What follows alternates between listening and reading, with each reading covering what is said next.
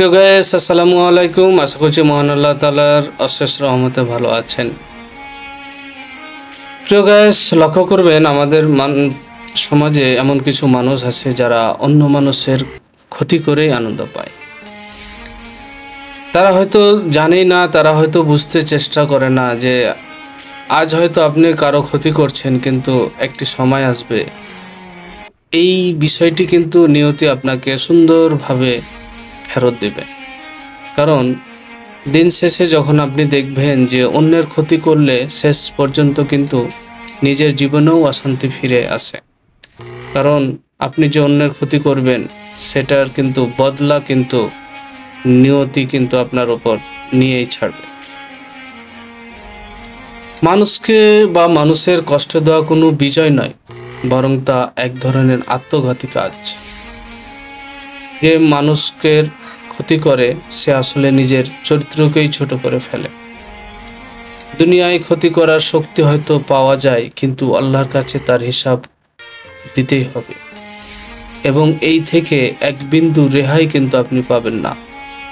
আজ হয়তো আপনার প্রতিপত্তি আছে, আপনার টাকা আছে, আপনার কাছে ক্ষমতা আছে, আপনার সুযোগ আছে, আপনি অন্যের একজন ক্ষতি করার জন্য সহজেই এগিয়ে যেয়ে করে নিতে পারলেন, কিন্তু মনে রাখেন আল্লাহর কাছে কিন্তু তার হিসাব আপনাকে দিতেই হবে।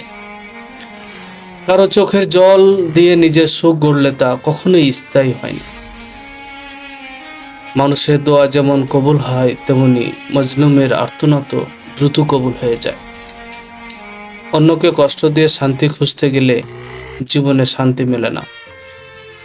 ক্ষতির পথ ছেড়ে উপকারের পথ বেছে নাও, কারণ দুনিয়া ও আখেরাতে তাতেই কল্যাণ।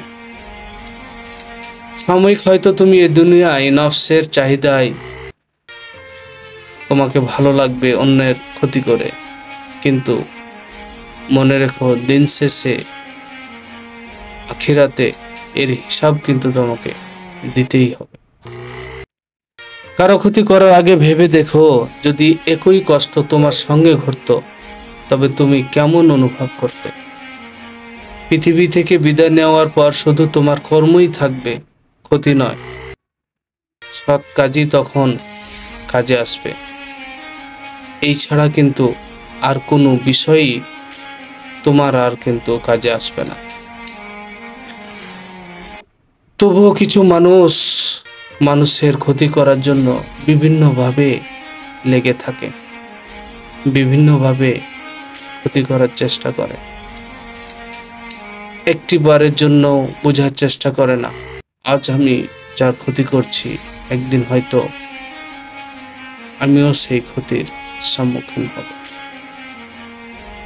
দিন শেষে সব শেষে একটি কথাই মনে রাখতে হবে, মহান আল্লাহ তাআলা ছাড় দেন কিন্তু কাউকে ছেড়ে দেন না।